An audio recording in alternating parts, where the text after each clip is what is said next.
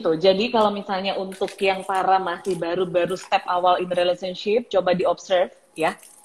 Dia manipulatif atau enggak? Yang sebenarnya dari semuanya itu yang bikin kita drain banget itu adalah manipulatifnya. Karena we start to question ourselves. Jadi bertanya, kok kenapa jadi kita yang salah? Iya dong. Kenapa gue salah mulu? Iya, dibalikin lagi, salah lagi, dibalikin lagi. Jadi beneran kalau misalnya baru step-step awal, memang kita nggak akan bisa kenal orangnya kalau misalnya masih baru. Tapi waktu in relationship mulai start untuk observe. Udah ada manipulatifnya atau enggak? Being manipulatifnya itu part penting banget karena itu yang akan drain. Biasanya kita nggak kelihatan loh dia manipulatifnya. Nggak kelihatan. Kita dulu biasanya kalau awal ya Zim. Dikasih dulu dia nih. Akan ngangkat lu dulu gitu kayak lu paling hebat. Salah satu ininya yang paling khas ya narsisik tuh selain dia memberikan lu love bomb bahwa oh you are the most beautiful person on earth bla bla bla bla bla gitu. Dia juga sering banget ini deh pasti over ini ya memuji lu tuh sangat-sangat over, udah tahu kayaknya lu tuh adalah ini loh, kayaknya lu adalah orang yang paling, kata-kata yang paling lu mesti hati-hati, sempurna. Ini mana sih? Kok gue jadi kenapa dia? Ini gue lagi ini. Iya, benar. Ada hi Shelly, how are you? Oh my god, nah Shelly juga main support system actually. Oke. Awesome. Akhirnya ada dia di sini gitu ya. Iya, jadi narcissistic personality itu better diputuskan saja, ya kan? Nggak usah berpikir. Nah, kebanyakan perempuan nih ya, di banyak case dan banyak dari klien-klien gue juga, atau kalau nggak mereka yang punya temen nih, si korbannya atau si temennya atau si partnernya ini ketika dia tahu adalah oke, gue dealing sama narcissistic personality, dia bukannya keluar dari itu relationship, tapi yang ada dianya malah oke, gue gimana cara ngebantuin dia untuk dia bisa sembuh ya? Nggak bisa, men. Dia sering banget play victims, hati-hati. Soalnya saya sering banget play victims. Begini tuh, aku tuh sampai sakit karena nungguin telepon kamu. Kamu nggak nelpon, kamu senang-senang sama orang lain, padahal aku tuh nungguin kamu. Yang paling kerasa adalah gini, misalnya gini, gue biasa janjian sama Zola untuk lunch ya. Well, most likely kalau gue punya temen kayak Zola itu kan ya of course ya gitu. Maksudnya pasti kita sama-sama bawel. Gue udah tahu kalau gue pergi sama Zola, when we going for lunch, almost always we ending up in dinner. Ya bapak. Ketemunya jam 12, selesainya jam 8 malam. Sampai malam. Sampai malam. Yang ngomongin kerjaan, ngomongin individual, tapi most likely kerjaannya tetap aja, nggak pernah bisa lebih cepat daripada itu. Yes, oke. Paling cepat 4 jam itu juga yang ngomongnya cepet-cepet. So, misalnya gue janji, gue mau ketemu teman gue dulu ya Zola ya, gini. Tiba-tiba hidup lo itu adalah around him or her. Lo nggak, jadi semua temen lo yang bisa lo ketemu temen lo di Senopati, lo ketemu temen lo di Pondok Indah gitu, lo ketemu temen lo di Blok M, tiba-tiba semua tempat bertemu teman lo ada di tempat dia biasa nongkrong dan bisa ngeliatin lo. Bisa rumahnya, ya kan, bisa di tempat nongkrongannya dia, di tempat dimana zona-zona comfortable-nya dia. Tiba-tiba semuanya berpindah aja ke situ. Dan almost always kalau lo perhatiin, tiba-tiba semua di sekeliling lo teman-temannya dia, bukan teman lo lagi. I see. Nah, tuh coba mulai itu diinget-inget ya, yang mereka lagi relationship dan masih bingung gitu. Apakah dia ada narcissistic personality atau enggak? Karena memang beda tipis dan itu nggak akan kelihatan kalau memang sudah in relationship dengan si narsistik ini, atau kalau enggak memang sudah temenan lama dengan si narsistik ini. Ini kayak misalnya kayak si Prila juga nanya, bisa nggak kalau kita mendiagnos diri sendiri atau orang lain sebagai seorang narsistik, atau jika kita temukan beberapa ciri-ciri NPD kita langsung ke psikolog? Masalahnya mereka yang punya NPD ini, they don't know, they don't even know. Lu nggak bisa mereka itu sakit, kayaknya lu narsistik deh gitu, nggak bisa, berobat, nggak bisa. gue aja ya Prila, gue nih yang pada waktu itu gue udah lulus S2, udah psikolog, dia bilang gini, kayaknya kamu sakit jiwa sayang, kamu butuh bantuan.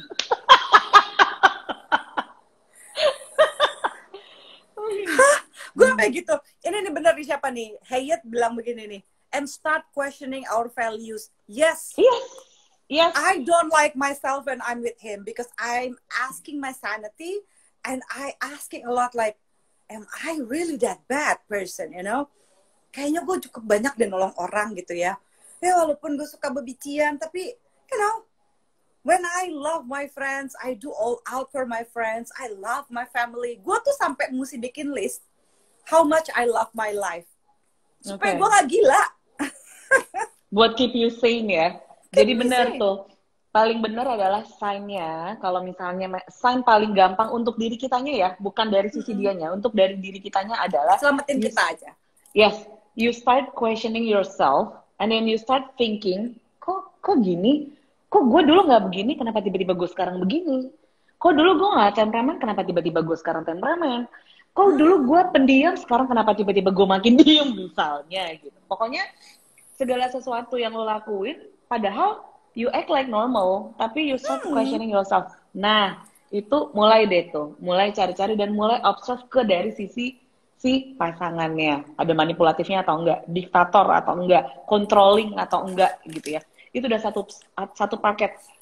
Gaslighting atau enggak tuh. Itu like the whole package gitu. Hayat bilang, by the way, narsisik itu emang erat korelasinya ke negative thing or it can be toned down. Hayat, narsisik itu ada di sini. Ini adalah buku suci psikolog dan psikiater seluruh dunia. Sekali lagi ya, itu adalah gangguan kepribadian yang tidak pernah bisa disembuhkan. Ever. Satu-satunya gangguan psikologis ya yang tidak bisa disembuhkan. Lo nggak bisa minum obat apapun karena dia sudah terbentuk gitu ya kepribadiannya. Menjadi kepribadian narsistik itu udah terbentuk, dia nggak bisa berempati, dia lack of empathy. Lack of gitu empathy ya. Masalahnya, sementara kita human tuh dikasih empathy kan, mau itu ke binatang, mau itu kemana, tapi empatinya nggak ada, gimana bisa, makanya bunuh orang, makanya jadi Nazi. Itu narsistik lagi nasi, ya ampun. Ngeri ya, kata Tarik, ngeri banget lah. Pokoknya, nah gimana nih kalau misalnya kita ternyata punya teman yang narsistik? Kita ngomongin tadi partner ya. Ini gimana kalau misalnya ternyata temen, atau kalau enggak coworkers, atau kalau enggak lingkungan dekat kita deh, yang sebenarnya dengan lingkungan dekat itu pun kita mungkin masih bisa hai-bye ya. Cuman kan gak gampang, pasti akan drain juga. Itu gimana sih sebenarnya cara handle-nya? Nah, kalau pernah baru-baru ini ya karena gue udah terbiasa gitu ya dengan gue sudah pernah memproses, sudah pernah have the worst gitu of narcissistic.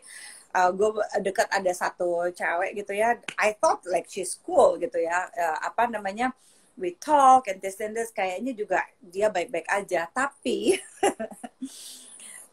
begitu lagi communicate sama dia, gue langsung berasa gitu bahwa ini orang nih narsistik nih kayaknya nih, karena dia bilang gini, sebenarnya dia gitu, seringkali ya, karena narsistik itu nggak tahan kalau dia bukan center of attention. Padahal dia itu lebih muda dari gue.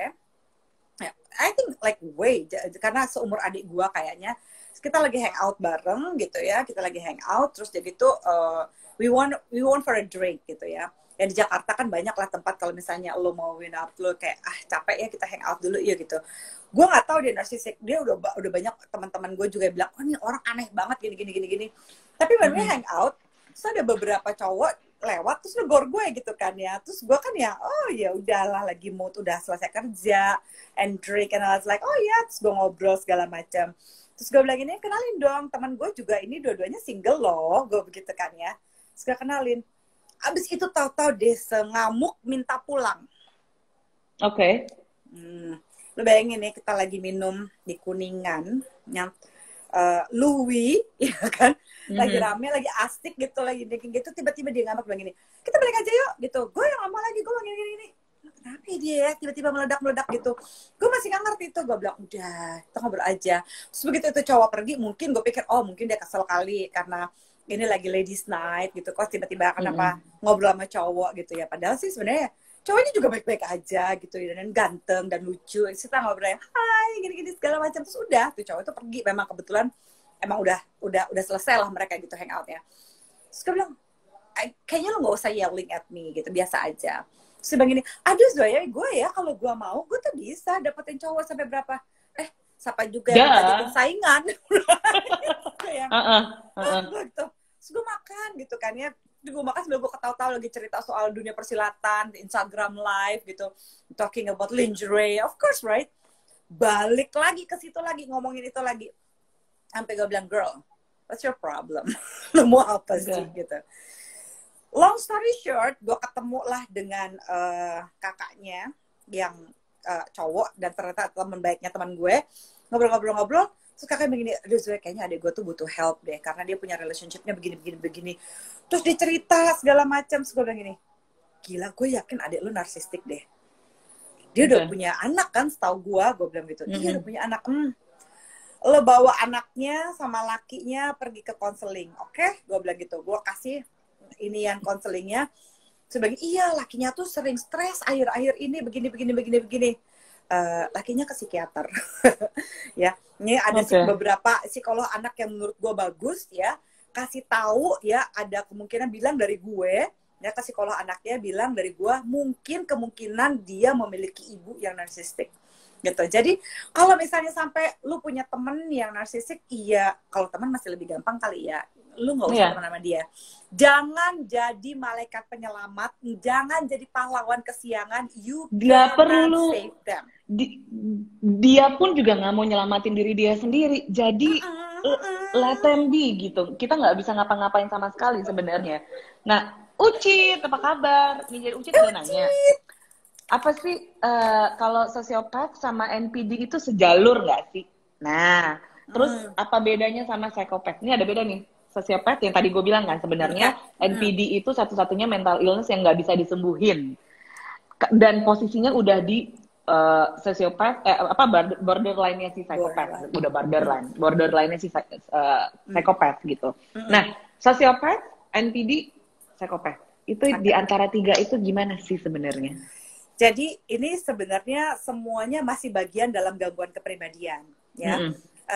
Kalau misalnya narsistik itu sangat khas dengan, jadi semua gangguan kepribadian ditandai dengan ketidakmampuan berempati, semua. Ya. NPD ya? Antisocial, NPD gitu ya, itu nggak punya kemampuan berempati gitu. Gitu, itu semuanya nggak punya gitu. Jadi memang supaya kita nggak punya gangguan kepribadian kayak Joker gitu ya, memang kemampuan berempati itu adalah ciri khas gangguan kepribadian psikologis. Nah, kalau sosiopat dan psikopat itu lahirnya dari antisocial personality disorder. Ya, antisosial gitu adalah individu-individu yang melakukan segala sesuatu tuh berlawanan dengan hukum. Gitu. Jadi dia itu adalah orang-orang yang ya mau menang sendiri gitu ya. Antisosial itu bisa jadi dia itu sangat-sangat tidak mau bertanggung jawab lah istilahnya. Nggak mau dikasih responsibility, antisosial. Jadi kayak misalnya kita kita umur berapa? Umur 30, 35, 40 gitu ya. 20-an, lu kan punya tanggung jawab. Tapi dia gue mau hidup gampang aja, gue nggak mau susah. Nggak mau kerja, nggak mau bertanggung jawab, apapun tanggung jawab yang dia punya, dia mau lepas aja. That's antisosial. Jadi dia tidak mau berempati terhadap orang lain, dia mau hidupnya sama-sama. Tapi dia punya banyak teman atau enggak? Oh, sangat jago. Banyak kan? Banyak teman. Nah, bedanya ketika dia akut gitu ya. Kalau misalnya ya akutnya dia ini si antisocial personality disorder ini, kalau dia akut, dia itu misalnya dia sangat dia cerdas ya, tapi dia ketidakmampuan berempatinya paling tinggi, biasanya dia akan menjadi seorang psikopat. Psikopat itu ditandai dengan mereka-mereka yang sangat individual, very bright, very brilliant gitu ya. Itu biasanya akan menjadi psikopat. Kalau dia social butterfly with a lot of guilty feelings, dia akan menjadi sosiopat. Oke. Jadi itu terlahir dari seorang antisosial gitu. Jadi pertama dia nggak mau ada responsibility, dia mau hidup gampang, dia mau semena-mena. Kalau dia disakitin dia mau nyakitin balik. Pokoknya dia mau semua semuanya hidup itu mesti gampang. Pokoknya mesti hidupin apa yang enak dan nyaman buat dia doang, gitu ya. Oke. That's seorang Again, antisosial. always about them, right? That's always It's about them, me, pretty about much me, about gitu. me. Okay. Gitu, itu orang yang antisosial. Jadi kan ada juga avoidant personality disorder and stuff like that gitu. Jadi tapi yang benar-benar lahir ada dependent personality disorder something like, tapi yang benar-benar melahirkan sosiopat ataupun psikopat itu adalah antisosial ini tadi sih. Oke, gitu. jadi Ucit, dari pertanyaannya antisosial hits banget Ucit pertanyaannya. Dari antisosial turunlah ke psikopat. Nah, pertanyaannya, kalau psikopat itu bisa disembuhin atau enggak? Kadang-kadang sering nih kan ya, kita suka kadang-kadang kayak cuma ngasal ngomong doang nih. Iya dia psycho, atau kalau nggak teman-teman lagi curhat segala macam gitu kan ya, terus udah gitu dengan gampangnya kita klaim dia kayak psycho deh. Itu kan sering tuh ya. Apakah psycho itu, again, orang yang mereka punya mental ill itu kayak misalnya si NPD, psikopat itu, dia juga nggak sadar kan sebenarnya kalau mereka itu adalah itu gitu. Yang mereka tahu mereka benar dong. Yang mereka tahu mereka tuh nggak kenapa-napa kan sebenarnya. Iya gitu. Cuma kalau untuk dibawa pergi berobat ke psikiater gitu, mereka masih mau biasanya. Ketika dikasih tahu, mereka masih punya pemahaman itu gitu ya. Kayak misalnya Hannibal Lecter, kalau misalnya ada yang suka film zaman dulu, I love movie. Hannibal Lecter itu kan adalah seorang psikopat gitu ya. Yes. Dia membelah otak apa segala macam. Dia tahu nggak dia sakit? Iya, dia tahu. Dia memang mendapatkan beberapa obat-obatan untuk penenang gitu ya, untuk ini itu gitu. Tapi sekali lagi dia setidak-tidaknya ada psikopat yang masih relatif bisa terkontrol perilakunya. Cuma ketika dia sudah melakukan kejahatan kan jadinya mesti dihukum kan, tetap mesti dipenjara. Tapi tetap di penjara pun dia harus ada rehabilitasi. Bisa terkontrol perilakunya. Yang nggak bisa cuma narsistik. Minum obat apa narsistik? Terapi behavior nggak bisa. Orang mereka nggak rasa salah. Seenggaknya gini, kita nih sebagai psikolog lebih mudah kalau orang datang gini, aduh saya punya masalah mbak gitu, help me figuring out what, enak kan? Gitu. Kalau narsistik yang gini, saya kasihan kepada pasangan saya, suami saya, istri saya, pacar saya, kayaknya karena dia begini. Apa yang bisa saya lakukan untuk menolong mereka? Gitu, attitude-nya kalau datang ke tempat konseling. Dibalikin. Nah, again manipulatif kan? Dibalikin lagi nih gitu loh. Jadi biasanya kejadiannya itu, biasanya itu kejadian karena aku pernah waktu itu dealing sama couples yang mereka narsisik dan they come to me untuk doing coaching. Aku bilang sama si pasangannya kalau gue nggak bisa, gue bukan terapis, so I'm a coaching doang gitu. Tapi kalau untuk dealing dengan narcissistic personality, untuk victimnya bisa, tapi untuk si dealing si narcissistic personality-nya itu nggak bisa, lo mesti ke ahlinya gitu loh. I'm not a psikolog anyway juga gitu. Di situ pun juga dia bilang baru datang, baru duduk, si cowoknya langsung yang ngomong, kayaknya dia bermasalah deh. Ketika ngomong masuk. Jadinya they listen each other gitu. Nah, berarti kalau misalnya mereka, nah buat pasangan yang sekarang mungkin dia realize nih, oh ternyata gue sama narsistik. What should I do sih? First step-nya itu apa? Gue harus ngapain gitu? Haruskah gue bawa dia giring ke psikolog? Kan nggak mungkin. You can try. Nggak akan mungkin juga, nggak akan bisa juga. Dan ada beberapa psikolog yang akhirnya ngikutin permainannya dia gitu. I see. Ya, gue begitu, ini kan beberapa temen gue gitu akhirnya ngobrol sama gue. Terus gitu mereka jadi sadar, Zoe, jangan-jangan ini klien gue ini lagi narsistik lagi. Dicoba aja gitu, kita review sama-sama. Kita review bareng-bareng nih. Sama ada satu teman gue lagi di Singapura gitu ya. Kita jadi ngebuka lagi nih si buku suci ini gitu kan. Oh, ini gitu maksudnya. Iya, gue bilang gitu. Memang sometimes nggak gampang untuk mendeteksi gitu secara langsung. Apalagi most of the narcissistic itu sangat-sangat jago ngomongnya. Iya. Dia di masyarakat karena dia pencitraannya sangat-sangat bagus, jadi dia tuh orangnya sangat-sangat charity, sangat-sangat ini.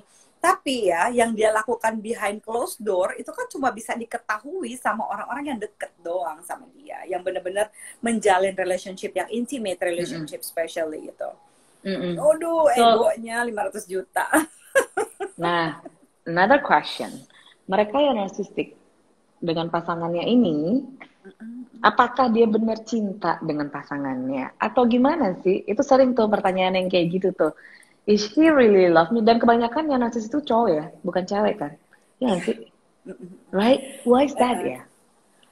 I don't know, karena gini, kalau kebanyakan kayak kita mesti doing research deh. Kayaknya we have to do the research deh. Kalau gue nggak tahu ya, kalau di Indonesia kita harus melakukan sih research di Indonesia. Kalau di Amerika researchnya karena ini kan memang kalau kayak ada beberapa gangguan kepribadian yang banyak kan perempuan, kayak misalnya bipolar dan segala macamnya. Bipolar, borderline, relatif lebih banyak perempuan. Tapi hampir banyakkan gangguan kepribadian, terutama misalnya gangguan penyimpangan perilaku seksual, itu lebih banyak diderita oleh laki-laki. Karena makanya gini, besarkan anak laki-laki kita gitu ya, bagi yang nanti bagi calon-calon ibu gitu, calon-calon ayah, besarkan anak laki-laki Anda memiliki empati dan biarkan mereka mengekspresikan perasaannya secara adekuat. Jadi jangan pernah bilang gini, anak laki-laki kok nangis. Ya kalau sedih biarkan dia nangis. Ketika kita tidak membiarkan anak laki-laki mengekspresikan perasaannya gitu ya. Emang laki-laki mana sih yang kalau sedih kagak boleh nangis? Kasihan amat gitu. Nah, nilai-nilai patriarki ini bahaya, bisa menyebabkan gangguan kepribadian gitu. So be careful gitu. Jadi kalau misalnya ada orang yang bilang gini, wah bangga banget jadi patriarki ya, ingin kesetaraan gender, sebenarnya kerugian paling besar mereka-mereka yang memiliki nilai patriarki adalah diri mereka sendiri, dan kasihan anak laki-laki mereka. Kalau sampai kena gangguan kepribadian, hidupnya nggak pernah dikasih susah, hidupnya nggak pernah belajar untuk mengatasi kesusahan, selalu dikasih gampang, nggak pernah bisa berempati, ini bisa jadi narsistik lama-lama. Hidup tuh is all about me, atensi it's about me. Salah pun dibener-benerin sama orang tuanya. Jadi ketika anak Anda berbuat salah, ya ajarkan mereka bagaimana memperbaiki kesalahan, bukan nutupin. Begitu lu sering nutupin, lu sedang mencoba membesarkan seorang anak yang narsistik. So hati-hati. Ya, jadi pendidikan dari dalam, dari rumah, dari sejak kecil itu sangat penting buat yang mereka baru-baru punya anak misalnya gitu ya. Penting banget karena itu yang akan dari kecil itu sebenarnya yang akan bikin dia jadinya seperti apa. Yes. Buat mereka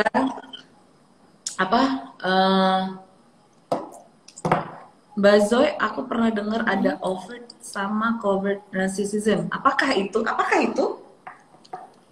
Oh, that's a very good question gitu. Covert and overt narcissistic gitu ya. Covert, jadi gini, kadang-kadang nanti kalau yang akan di-save yang covert sama overt narcissistic itu ada beberapa tipe gitu ya. Mereka adalah yang sudah obvious, sangat-sangat terlihat sebagai narsistik gitu ya. Sebenarnya Presiden Amerika juga adalah salah satu contoh dari overt narcissistic. Lihat buktinya apa? Dia di depan umum, dia bisa marahin istrinya kan. Pernah lihat Presiden Trump gitu, dia lagi di depan banyak orang gini-gini segala macam, tahu-tahu dia balik badannya, dia tahu dia teriakin apa istrinya langsung, itu banyak banget kok gitu. Terus dia gitu udah dia lihat ke depan lagi, dia jalan-jalan aja sendiri, istrinya cuma jadi kayak pajangan kan di belakang ngikutin. Gitu. Jadi dia udah tidak diam-diam lagi, dia nunjukin, karena ya kalau misalnya narsisik jadi presiden gimana ya gitu misalnya. Terus udah gitu perilakunya dia yang sangat-sangat enggak. Kayak misalnya kemarin ada bercandaan dia banyak banget tuh di Amerika tentang tes COVID. Ya orang yang overt narcissistic itu kayak begitu, yang ini nih adalah tes yang sangat-sangat jadi tes COVID-nya katanya bercanda orang Amerika ya, tes COVID saya itu negatif, bahkan yang negatifnya paling negatif itu adalah tes saya. Jadi kayaknya semuanya itu harus gitu loh, diinin banget gitu, luar biasa. Dia nggak malu-malu untuk menunjukkan kekuasaannya, menunjukkan kenarsistikannya dia gitu. Tapi kalau misalnya yang covert, dia biasanya masih sering apa? Orangnya sering charity, baik banget, baiknya berlebihan. Misalnya, dia nggak suka binatang, tapi di depan banyak orang dia bisa menunjukkan, oh saya itu pecinta lingkungan, saya pecinta binatang, saya itu, selalu akan melebih-lebihkan hal-hal yang seperti itu gitu. Kalau misalnya dia as a covert narcissistic, tapi dia halus mainannya, lebih banyak manipulasinya. Kalau yang overt udah dia tunjukin aja gitu, orang-orang bawa, oh well, this is me gitu kan. Dan dia nggak segan-segan untuk menghina orang lain, untuk memojokkan orang lain di depan banyak orang gitu. Kalau misalnya yang lain, kalau ada beberapa yang covert pasti halus mainnya, Kalau yang overt udah enggak lagi. Tapi berarti sebenarnya kalau misalnya untuk narsisistik ini, aktifnya yang sebenarnya yang paling bahaya daripada yang lainnya. Iya nggak sih? Yang paling benar ya? Oke. Jadi mungkin bisa lebih aware ya, maksudnya kadang ada yang memang mereka being manipulatif. Dan satu hal nih, satu lagi. Biasanya orang itu nggak akan tahu ini orang kayaknya manipulatif atau apa unless they are manipulative, right? So let's say kita ngobrol, oh dia manipulatif gini. Kalau dia sempat tahu, means actually that person itu yang sebenarnya manipulatif, right? Iya. Seringkali kan narsisik itu kan selalu punya ketakutan-ketakutan yang agak aneh ya gitu ya. Dia narsisik itu suka punya ngerasa kayak gini. Apa sih namanya, dia ngerasa kamu pasti lagi mencoba memanipulasi saya. Dia selalu punya ketakutan karena dia sering melakukan itu gitu kan. Iya, dibalik kan. Iya, it's about them kan. Sekali lagi ingat ya tadi Zola kan bilang it's about them. Ya itu dia. Jadi seringkali misalnya dia bilang gini, Zola gitu, are you try to lie to me? You are pathological liar. Dia sedang bilang tentang dirinya. Zola, are you cheating on me? Dia pasti lagi cheating sama lu. Dia lagi cheating lu gitu kan, dia pasti. Zola, you are like what else, like you try to manipulate me. Actually she's or he's the one who actually try to manipulate you gitu. Most likely. Dia takut banget kalau itu terjadi pada dia, apa yang dilakukan dia kepada orang lain, dan dia sadar gitu. So dia sangat takut sekali kalau ada orang yang melakukan itu kepada dia. Ya benar. Covert, they like to portray themselves to the world as the most kind and generous. Nah itu ya bedanya. Yes. Covert. They are. So at least you know gitu. Jadi berarti buat yang sekarang masih bingung, gue harus putus atau gue harus gimana gitu ya. Satu nih, buat yang mereka udah menikah, oke, dan mereka realize ini udah ternyata gue sama narsistik. Dan again ada beberapa orang yang mereka masih konservatif, di mana ya udahlah, I'd rather stay in a marriage karena gue nggak mungkin keluarga dan segala macam dan lain-lainnya. Nah, apa sih, ada nggak sih sebenarnya tips buat yang mereka yang memang mereka mau stay in relationship or they staying in a marriage with narcissistic nih gitu, walaupun sebenarnya harusnya lo gak stay with them gitu loh, harusnya lo literally pisah gitu, tapi kan ada beberapa yang mereka masih konservatif, mereka berpikirnya enggak lah, ya udahlah ya, nikah itu cuma sekali, gue mending stay aja gitu. Itu masih ada tuh yang begitu. Nah itu mana ya kalau kayak begitu, apakah ada mungkin untuk reduce the narsisistiknya walaupun sebenarnya nggak ada? Nggak akan bisa di-reduce ya. Jadi ini mungkin sama seperti contoh mereka-mereka tinggal dengan orang tua yang narsistik kan. Karena orang tua yang narsistik itu kan juga hampir sama kan sih gitu ya. Apalagi kalau orang tuanya udah tua. Lu mesti ngurusin. Sementara dia narsistik, it's so annoying kan gitu. Like, gitu kan, exhausting gitu. Orang tua yang narsistik itu selalu akan mengkritisize lo gitu, akan memprovoking lo gitu, akan nyalahin lo, akan belittle you gitu, like lo tuh nggak penting, itu tuh semua about me gitu ya. Jadi lo akan direndahkan sedemikian rupa, lo akan dibanding-bandingkan orang tua yang narsistik. Ketika lo punya suami atau istri yang narsistik gitu, most likely juga akan seperti itu gitu ya. Belum lagi banyak kan istri atau suami yang narsistik itu biasanya dia akan cheating, dan dia akan cheating in front of you, terutama kalau dia adalah overt narsistik gitu. dia akan showing it off gitu ya. Dan knowing that lu, pokoknya dia akan gini, testing your limits. Dia akan melakukan hal-hal yang membuat lu gitu ya merasa kayak kalau lu cerita ke orang, lu sama kalau gue nih pada waktu itu ya, gue ngerasa kayak gini sih. Gue kalau cerita ke orang kayak gue bilang gini, Zola, gue tuh baru abis diculik alien loh. Gitu loh rasanya. Terlalu unbelievable, gak mungkin ada orang yang percaya bahwa itu terjadi sama diri gue. Itu yang paling bikin gila. Jadi ketika lu punya orang tua yang narsistik, apalagi suami atau istri yang narsistik dan tinggal bareng-bareng sama lu, gitu ya, please do something for your mental health, ya. Lo harus bisa punya psikolog atau psikiater, ya, or support system. Kalau support system lo biasanya bisa akan ngapsi gitu ya. Lo harus bisa punya psikiater atau psikolog on call, yang bener-bener pada saat lu lagi down, ya jangan sampai lu bunuh diri atau lu tiba-tiba ngamuk, lu pengen nabrakin mobil lo dan apa segala macam gitu. Karena ada banyak yang seperti itu gitu ya. Mungkin ada untungnya gue kagak bisa nyetir kali ya, jadi gue gak melakukan itu. Tapi ada beberapa klien gue yang melakukan itu gitu, kayak pengen nabrakin diri aja deh gitu kan gue sama nyetir dan segala macam. Because it's so stressful, right? It's so stressful. Jadi kalau misalnya kalian harus minta bantuan. Ya, karena ini adalah perjuangan yang tidak pernah akan habis, tidak pernah akan berubah gitu ya. Dan kalau gue sarankan yang paling mungkin menolong untuk sementara waktu kalau lo lagi butuh napas adalah dia ngomong apa aja tentang dirinya dia, gak usah dibenerin, gak usah terprovok, tapi iyain aja. Like, you are the king of the world. Yes, you are the queen of the universe. Iyain aja gitu. For the sake of gini. Bukannya ketika lu iyain, lo setuju dengan apa yang diomongin. Toh apapun yang diomongin, gue sampai ada satu momen di mana gue tulis di kertas, tau gak lo? Lu tuh yang ngomong begini loh. Karena gue udah mau gila kan. Nah, bener. Doesn't work. Doesn't work. Dan dia itu saking manipulatifnya, bener. Saking manipulatifnya, dia bisa bilang, gue gak ngomong gini.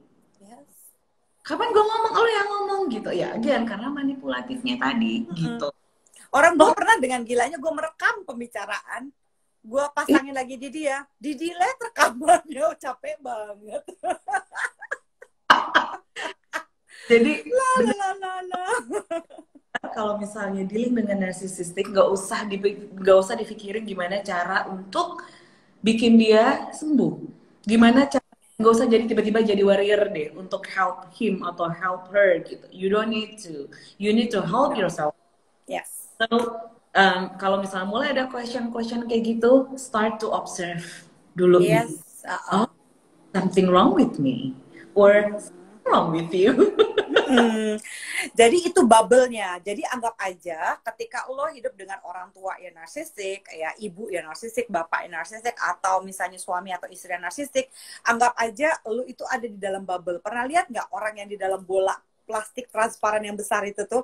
Yang kayaknya ada di tempat-tempat wisata deh itu ya. Lo bisa bolak-balik gitu kan, ada di air gitu kan. Lo harus anggap lu ada di dalam bubble itu. Lu ciptakan bubble itu di dalam rumah lo. Bahwa apapun yang mereka bilang, it's about them. Ya. Yeah, try to not take it personally. Kalau lu udah mulai ngerasa, apa iya ya gue begini, lu udah pasti udah mulai kayak begitu kan, pasti ada momennya kayak gitu, nggak mungkin lempeng-lempeng terus. Langsung minta bantuan. Call for help. Ya. Untungnya sekarang udah mulai banyak hotline 24 jam, ya kan, gitu ya. Gara-gara COVID ini kan juga ada counseling 117 dan segala macam for your mental health, gitu. Dan itu dibantu oleh mental health professionals, gitu. Lo harus punya mental health professional yang bisa ditelepon 24 jam. Minimal bisa di chat, gitu, supaya lo nggak gila. If you have like suicidal thought, atau lo kepengen mati, gitu ya. Kayak misalnya kayak yang gue rasain kayak gitu ya. Gue harus mencari alasan untuk hidup gitu ya. Misalnya gue bilang, oh iya, what do I love the most ya gitu about this life. Oh iya gitu, the diving place gitu ya, the laughter of my family gitu. Kalau kita lagi ngumpul ketawa-tawa gitu ya. When I think all of the good stuff, itu jadi lebih tenang gitu. Karena I need to find purpose. Jadi ketika kalian udah stuck, biasanya kalian tidak menemukan alasan untuk hidup atau purpose gitu ya. Orang yang mau bunuh diri kan karena dia sudah merasa tidak menemukan jalan keluar.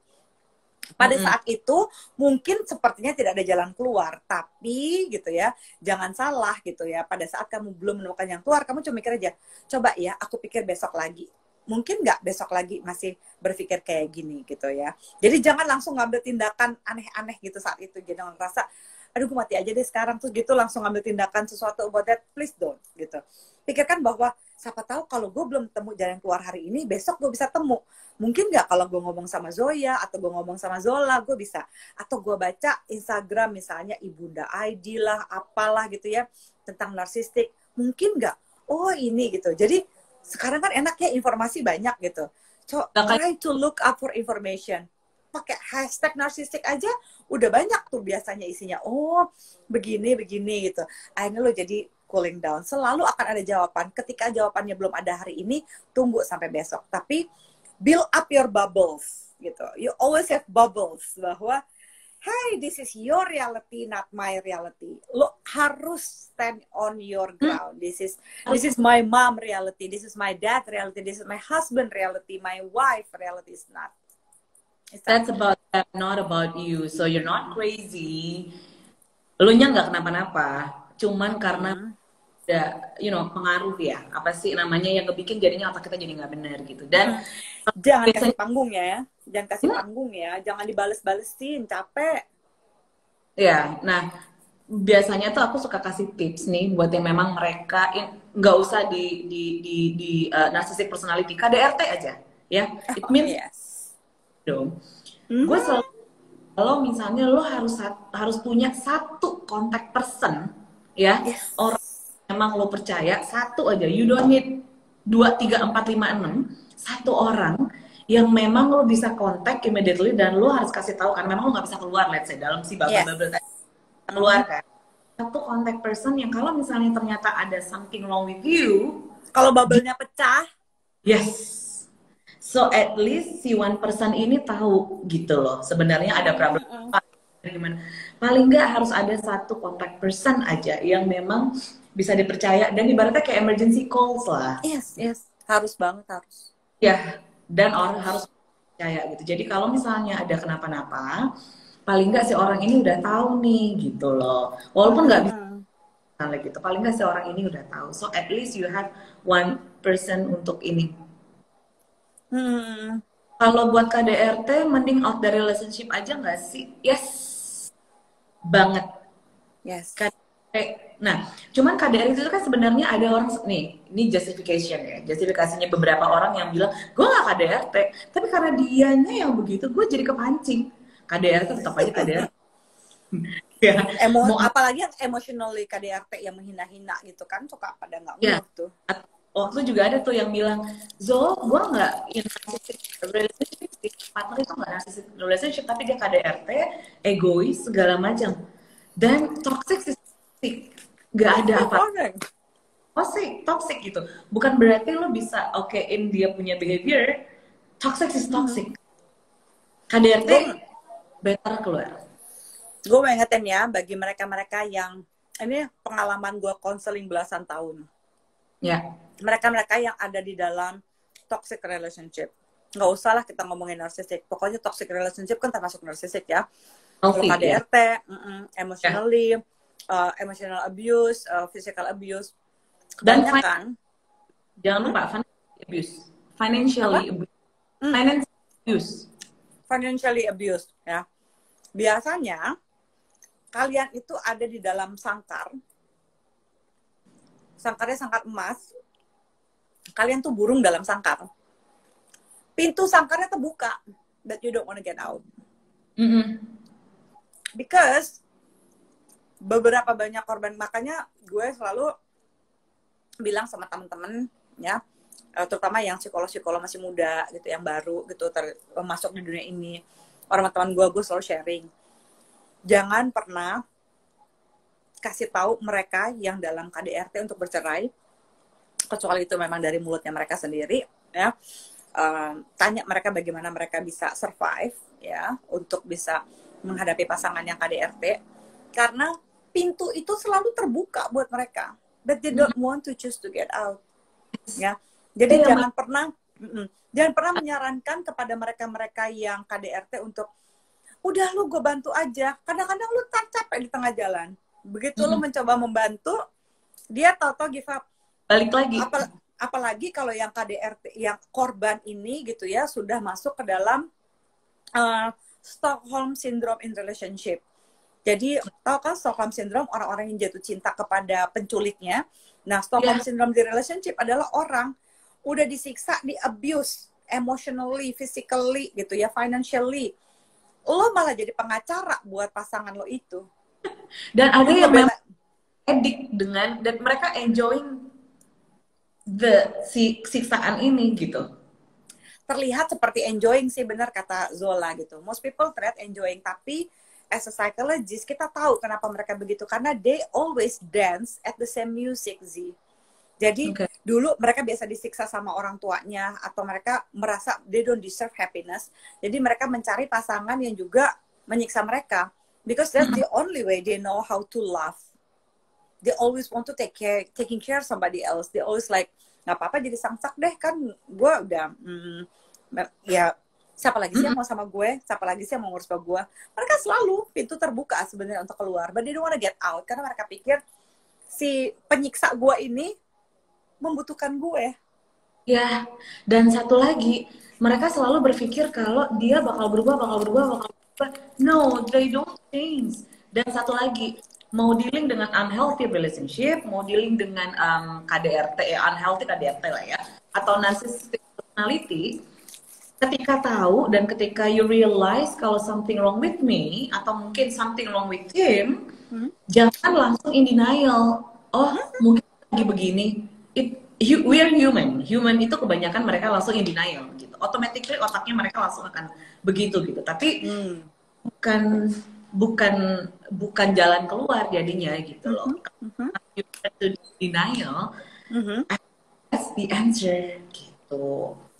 Yuk kita jadi perempuan ataupun laki-laki ya yang tidak jatuh cinta pada potensinya. Yes. Let's falling in love with the person. Jadi dengan orangnya gitu. With the person, not with the potential.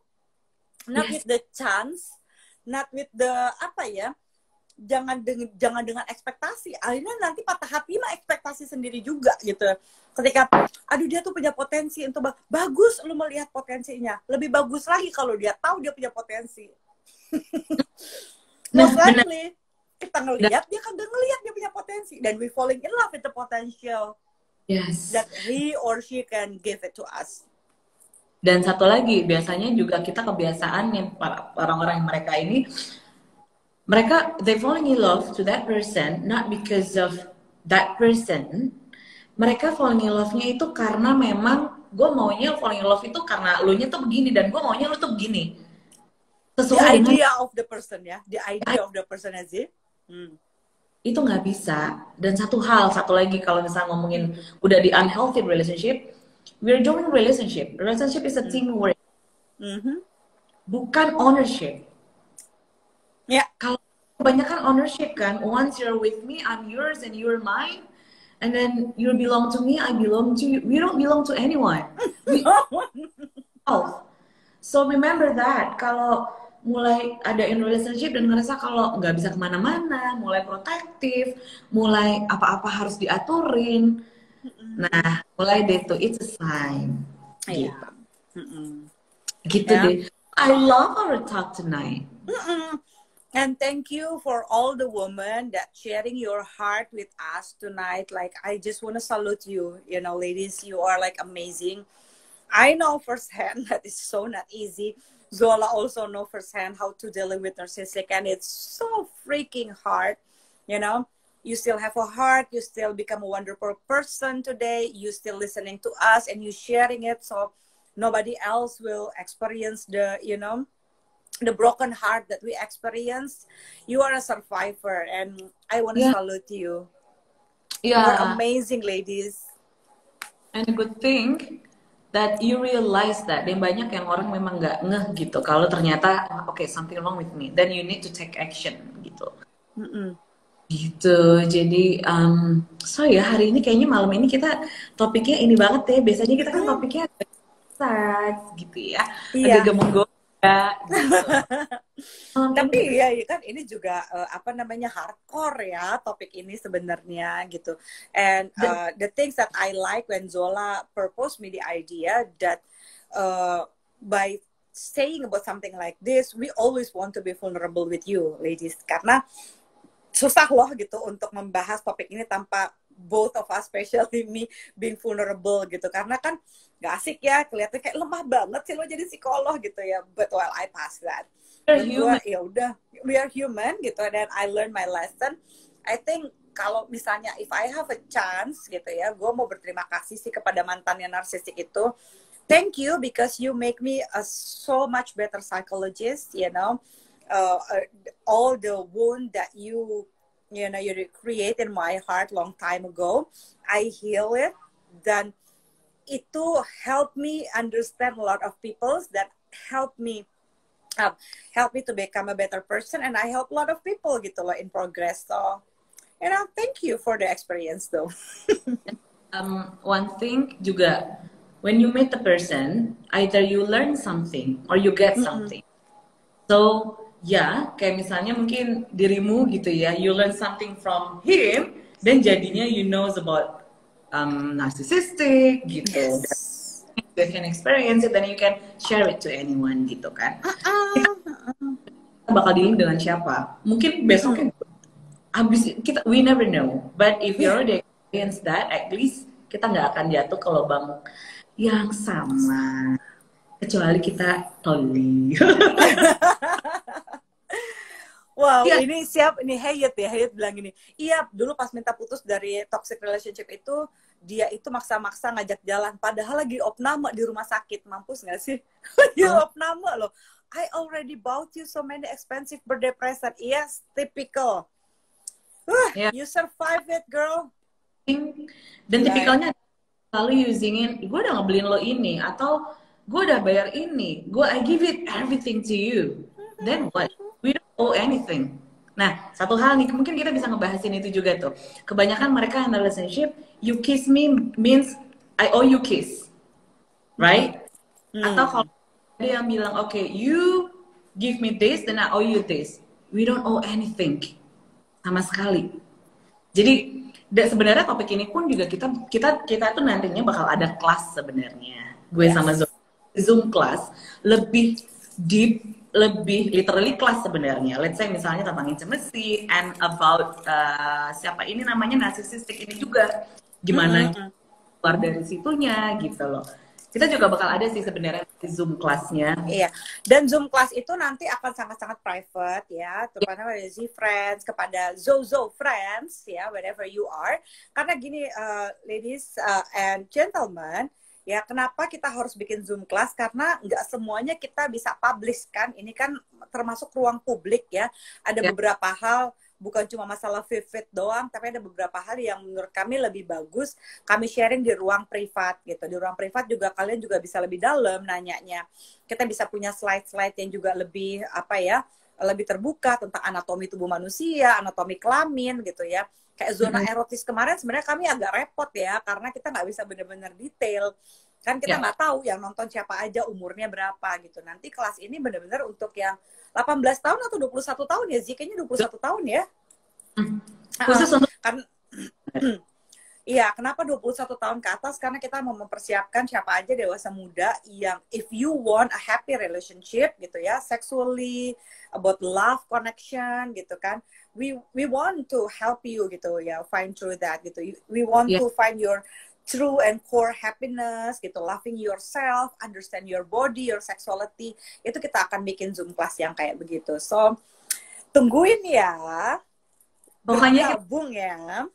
Update, dan itu limit banget. Iya, kita cuma bisa dikit. Soalnya biar kita bisa ngobrol sama semuanya. Kita bisa ngobrol sama semuanya, jawab pertanyaan satu-satu soalnya. Ya, dan satu hal juga untuk si Zoom kelasnya nanti itu kamera harus on semuanya. So to hide, yes. We don't want any pervert, okay? Yes, you have to you have to express yourself. Kalau udah malu, udah berani nggak ngeliatin muka di kamera, then what about later? How you can explore yourself gitu. So nanti kita tunggu ya. Gue nggak juga sabar sih nih buat kelas kita. Sabar. Tahan. Sabar ya. Ini ada satu pertanyaan bagus lagi nih Zen ya. Apa? Mbak Zoya tolong jelasin tentang love bomb dong, karena kesadar awal-awal kok dia mesra. Make me di awang-awang, tapi cuma bertahan di awal-awal 3 minggu. Sekarang dia malah klaim, sorry saya bukan orang yang mesra. Iya, so true. Love bomb-nya tuh kayak tadi aku kasih contoh. Zola, you are the most beautiful person on earth. I love you so much. How do I deserve a perfect woman like you? Jadi kalau misalnya gini ya, orang normal manapun hampir jarang dalam state of love sekalipun mengatakan bahwa sempurna. Kalau gue, meskipun dia bukan narsistik, kalau dia udah bilang lu sempurna, lu mendingan kabur. Iya. Karena kita nggak sempurna. Begitu ada satu aja kecacatan menurut dia, lo akan diudak-udak abis lo. Misalnya nih, simple ya lah, mungkin gini. Aduh, lu tuh perfect banget, lu tuh wangi banget, gini. Tahu-tahu lagi COVID nih, males mandi. Aku kira kamu sempurna. Ternyata kamu mandi cuma sehari sekali. Itu bisa jadi perang. Iya, emang. Udah terus diiniin terus gitu ya, diincer terus bawa, oh my god you are, kenapa lu bisa nggak mandi? Gue kira lu perempuan yang sempurna, nggak mandi doang bisa jadi rame. Love bomb-nya pertama kali pokoknya lu ditaruh di atas panggung yang paling tinggi seperti Queen of the World gitu ya. Lu ditaruh di puncak Monas istilahnya. Itu love bomb. Padahal yes. Kenal. Kalau misalnya lu dipuji-puji sama orang yang udah lama kenal lu, misalnya kayak gue sama Zola, kita udah lama kenal. Gue lebih percaya pujiannya Zola daripada orang yang baru 3 jam ketemu sama gue dong. Kalau Zola bilang, oh my god girl, you're so strong. Kalau bisa ada orang yang cuma tahu nama gue doang, oh iya gila Mbak Zoya, kamu tuh strong banget ya Mbak, kamu gini-gini. Okay, thank you, but you know, gue curiga, gitu. Tapi kalau Zola yang ngomong, yang udah tahu gue, gitu kan, and know all my vivid story, especially, I know that, right? I know that you're telling the truth, gitu. Jadi hati-hati, jangan mudah terlena. Karena ya siapa sih yang nggak senang dipuji, ya nggak sih? Yes, ya. Yeah. Dan itu kelemahan perempuan, karena laki-laki itu makhluk visual kan. Mereka itu visual creatures, sementara kita itu perempuan emotional. So we fall in love literally through the ears. Mau dengan sesuatu sweet, yang baik, apa segala macam, tapi again harus rasional juga. Nggak segala sesuatunya harus ditelan mentah-mentah gitu. Thank you so much, Dolly. Thank you so much, everybody.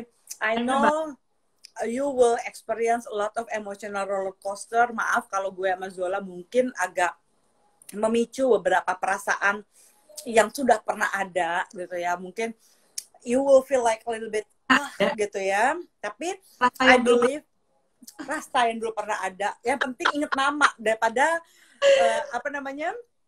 daripada inget rasa lupa nama kan bahaya ya. So thank you semuanya for pouring your heart out. I'm so happy because you also create a safe space for me and for Zola to sharing with you. And you are being awesome, super awesome. You ask a lot of questions, you're being curious. Jadi kita juga jadi senang ya berbaginya ya sih ya. Iya, kan sebenarnya juga kita nanya ini biar kita lebih sama-sama. Let's help each other, share. Because we care about you. We are. Deh, gila nggak berasa loh. Kita tuh setelah ternyata 2 jam hari 2 jam. Katanya mau 30 menit, nggak bisa deh kayaknya. So yeah, thank you so much, guys. Thank you so much, babe. Thank you so much. See you next week. See you next week. Apapun judulnya. Oh ya, by the way, gue udah nonton 236 hari. Lo kacau, lo bikin gue nafsu sama Simo. 365. 365. Yeah, right. Oh my god, gue pengen nyuci di dadanya. Iya kan? It's so simple. Okay. Thank you ladies, thank you gentlemen. Sampai ketemu lagi minggu depan, you know.